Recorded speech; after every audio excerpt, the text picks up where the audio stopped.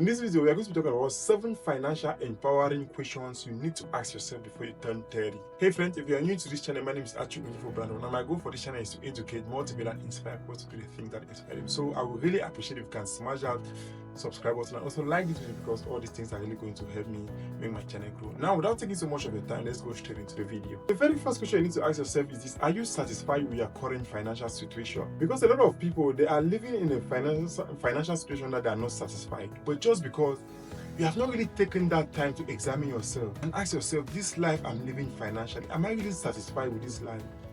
So without asking this question to yourself, genuinely and honestly taking time to ask this question to yourself, you will not be conscious enough, and you might continue living a particular financial lifestyle you don't really want, just because you have not taken some time to ask yourself such an empowering question. The second question you need to ask yourself is, am I aware of simple ways in which I can use to improve my income or to boost my income? Because a lot of us out here, we really don't have a lot of income coming in. We are not making a lot of money. We have not really taken some time to figure these things out. We don't know any way, any means in which we can use to make our money. It must not be something that will bring you millions of dollars. Anything.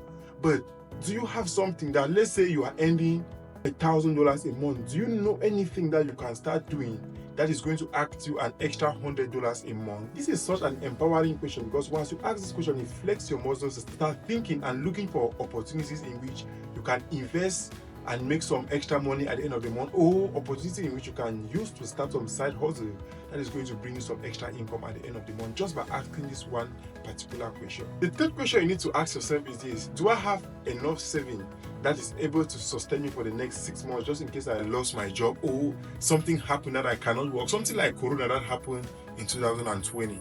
A lot of people always say that, God forbid, things like that cannot happen to me. But Corona happened, and we all saw how things were tough for some people. A lot of people struggled. Some people could not pay their rent. Some people could not even eat, just because they do not prepare, they do not have an emergency fund, they do not have some money that they have saved somewhere in case of emergency. And recently, something like that also happened to me, where my car just suddenly broke down. And luckily, I had been saving some money, so it was easy for me to get another car. So please, you need to ask yourself this question. And if you realize you don't have such amount of money, then try to do something. It doesn't, the misconception people have is that they think saving is something that you have to save when you have money. Saving is something that deals a lot with percentage. Let's take, for instance, let's say you've said yourself that anytime you get paid or anytime you have some money, you're going to save 10% of that money. Now, because you are putting your savings in a percentage basis, if you have $100, you're going to save $10. If you have $1,000, you're going to save $100. If you have $10,000, you are going to save $1,000. So it doesn't matter which amount of the kind of money you're having, you always have something to save. It doesn't matter how small it is, but always try to do that. The first question you need to ask yourself is, am I saving on a regular basis, and do I have the habit to save consistently? Because some people, another thing that people also don't understand is that saving is something that you do when you feel like saving. But in all honesty, what gives saving the power, what is really going to boost your saving, is the consistency you do when you are saving.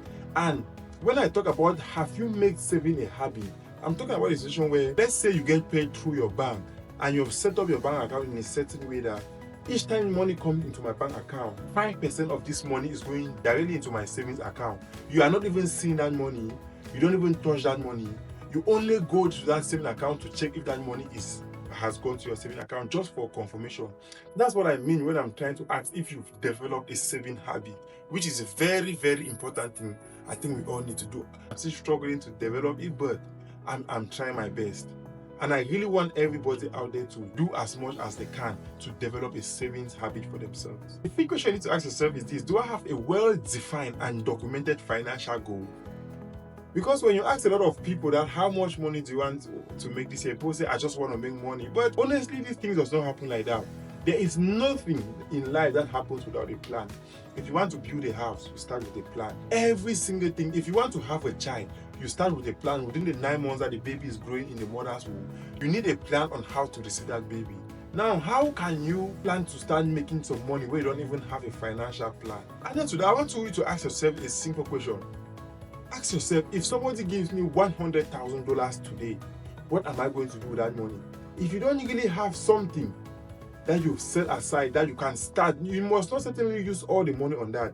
That you can use a portion of that money to start investing in, or to start improving your life in some way.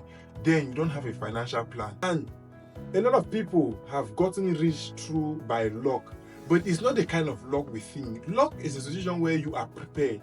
You have all the tools you need to start a construction, and then all you are waiting is for an opportunity to start carrying out your work. And when luck meets the opportunity, the only thing that you can is guaranteed is success. The sixth question you need to ask yourself is this: do you have a record of your income and your expenditure? Now, this is something that I was neglecting, but I started doing it sometime in 2022. And when I started doing this, it opened my eyes to a lot of things I'm wasting money on. I used to go to work, and in a vending machine, I just go get a drink, get some cookies, get some peanuts, and the time you feel like you are spending $1. And when I went into my financial report and I realized the sum of money I spent on that vending machine in a month, it's a lot of money. There were times where I was spending like $175 just by taking things from that vending machine, and it really opened my eyes. And the reason I was doing this is because I realized a lot of money is passing through my account, but at the end of the day, I'm not having some money in my savings account. But from the time I started tracking that expenditure, I know how much income I'm making and I know how much I'm spending. It was easy for me to cut out some expenditures in order for me to improve my savings. And a lot of people are even going to neglect it, even if I'm saying it now. But trust me, if you try this thing, you're going to realize that it's a tool that works on your finances like magic. Another question you need to ask yourself is that, do you spend less money than you earn? Because if you find yourself in a situation where you are spending more money, more than what you are earning, then your life is really in a difficult spot. And from the previous point, you are not going to be able to know this thing if you don't have a financial record of your expenditure. The only way you can do this is to be able to track your expenses. And if you ever get yourself into a situation where the money you spend for your upkeep is more than your income, then just know that your upkeep is the source of your downfall financially. The last question you need to ask yourself is this: do I avoid major credit purchases? I made a video some time ago saying that it is very, very impossible to build wealth if you have a lot of debt. Some people are going to have debt, but you should take debt to get the things you need, not to buy things that you don't need, like mobile phones, like clothes for yourself. Take debt to go for vacation, because I want us to understand that our income is our number one wealth building tool, and it is going to be very impossible for us to make some money if we keep using our income to pay them. Hope this video was helpful. Hope you gained some knowledge from it. If that's the case, share the video so that other people can benefit from that knowledge. Don't forget to give a thumbs up to this video and also subscribe to this channel, because all these things are really going to help me have the YouTube algorithm. You might also want to watch the video here because I think it's a cool video. Stay blessed, and I will see you in the next video.